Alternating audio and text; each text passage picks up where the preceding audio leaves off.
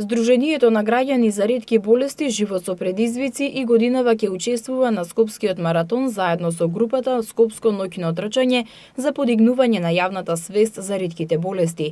Маратонот ќе се одржи на 6 мај, кога 40 учесници пријавени од Скопско ноќно трчање ќе трчаат на 21 и 42 километри за живот со предизвици, а исто така ќе има и дополнително учесници и на штафетата и на трката од 5 километри.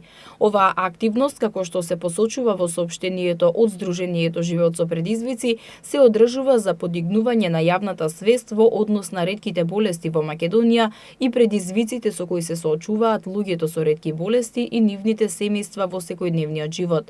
Весна Алексовска, председател на Живот со предизвици, вели дека со изработка на регистарот и зголемување на финансиите во програмата за ретки болести е овозможена набавка на околу 30 лекови кои досега биле недостапни за пациентите со ретки болести.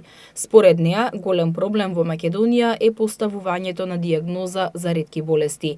Искра Тосева од Скопско ноќно трчање вели дека даваат поддршка за борба на лица со ретки болести преку учество на трките на Скопскиот маратон на 5 километри, штафета 21 километар и 42 километри.